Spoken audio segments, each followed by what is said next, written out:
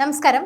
ഞായറാഴ്ച അഹമ്മദാബാദിൽ നടക്കാനിരിക്കുന്ന ഇന്ത്യ സൗത്ത് ആഫ്രിക്ക സൂപ്പർ 8 പോരാട്ടം എല്ലാ കണ്ണുകളും അങ്ങോട്ട് തന്നെയാണ് നോക്കിയിരിക്കുന്നത്. അങ്ങനെ നോക്കിയിരിക്കുന്ന സാഹചര്യത്തിൽ തന്നെ എല്ലാ മാച്ചുകൾക്ക് തൊട്ട് മുൻപും എത്ര സ്കോറുകൾ വരെ എടുക്കാം, എത്ര വിക്കറ്റുകൾ വരെ എടുക്കാം, ഏതൊക്കെയായിരിക്കാം നടക്കാൻ പോകുന്ന പ്ലേയിങ് 11, അതുപോലെ തന്നെ ആരൊക്കെയായിരിക്കും വിജയികൾ, അല്ലെങ്കിൽ ആരാണ് വിജയ് എന്നുള്ള ചോദ്യം നേരത്തെ തന്നെ നമ്മൾ ചോദിക്കുകയും അത് പ്രവചിക്കാറുമുണ്ട്.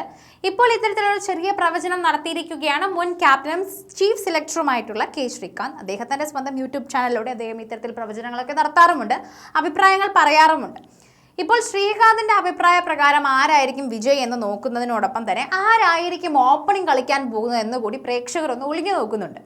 അതോടൊപ്പം മോശം ഫോമിലൂടെ കടന്നു പോകുന്ന വെടിക്കെട്ട് ഓപ്പണർ അഭിഷേക് ശർമ്മയെ അദ്ദേഹം പിന്തുണയ്ക്കുകയും ചെയ്തത് വളരെയധികം കയ്യടികളും നേരിടുന്നുണ്ട്.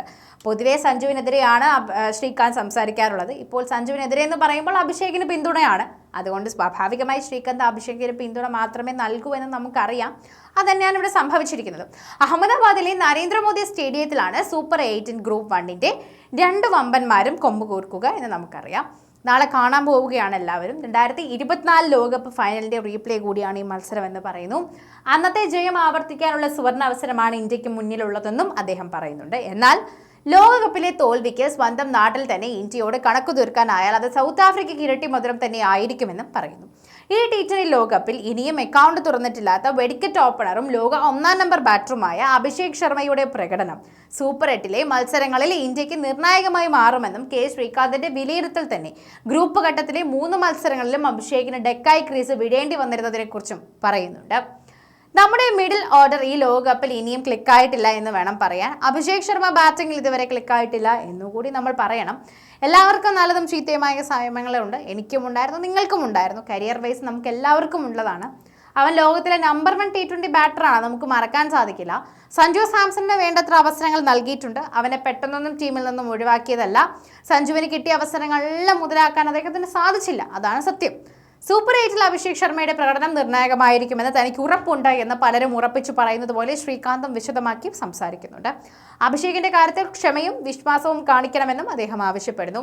സൂപ്പർ 8-ൽ വരെ താൻ ക്ഷമ കാണിക്കുമെന്നും ഓപ്പണർ തീർച്ചയായും റണ്ണെടുക്കാൻ തുടങ്ങുമെന്നും ശ്രീകാന്ത് ആത്മവിശ്വാസം പ്രകടിപ്പിക്കുകയും സംസാരിക്കുകയും ചെയ്തിട്ടുണ്ടായിരുന്നു. ഇന്ത്യയും സൗത്ത് ആഫ്രിക്കയും തമ്മിലുള്ള സൂപ്പർ 8 മത്സരത്തെക്കുറിച്ച് സ്വന്തം യൂട്യൂബ് ചാനലിൽ സംസാരിക്കവേ വിശകലനം നടത്തവെയാണ് വിജയികളെ കുറിച്ചുള്ള കാര്യങ്ങൾ ശ്രീകാന്തിന്റെ വമ്പൻ പ്രവചനമായി തന്നെ ഇപ്പോൾ മാറിയിരിക്കുന്നത്. സൗത്ത് ആഫ്രിക്കയുമായുള്ള ഈ മത്സരത്തിൽ ജസ്പ്രീത് ബുംറയുടെയും വരുൺ ചക്രവർത്തിയുടെയും സ്പെല്ലുകൾ വളരെ പ്രധാനമായിരിക്കുമെന്നും അദ്ദേഹം പറയുന്നു. സൗത്ത് ആഫ്രിക്കയുടെ ബാറ്റിംഗ് നോക്കൂ എന്നും അവരെല്ലാം വമ്പൻ അടിക്കാരാണെന്നും അതുകൊണ്ട് നമ്മൾ നമ്മുടെ ബൗളേഴ്സിനെ സജ്ജമാക്കണമെന്നും അദ്ദേഹം പറയുന്നുണ്ട്. ടോപ്പ് 6-ൽ നിന്ന് തന്നെ 3 പേരുടെ വിക്കറ്റുകൾ നമുക്ക് വേഗത്തിൽ വീഴ്ത്താനായാൽ നന്നായിരിക്കും, അല്ലെങ്കിൽ വളരെ താല്പര്യമുണർത്തുന്ന പോരാട്ടമായി ഇത് മാറും.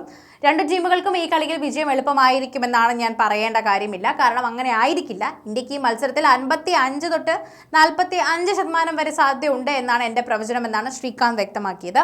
T20 ലോകകപ്പിൽ ഇത്തവണ സൂപ്പർ 8-ൽ നിന്നും സെമി ഫൈനലിലേക്ക് യോഗ്യത നേടുന്ന 4 ടീമുകളെയും കെ ശ്രീകാന്ത് പ്രവചിച്ചിരിക്കുകയാണ്.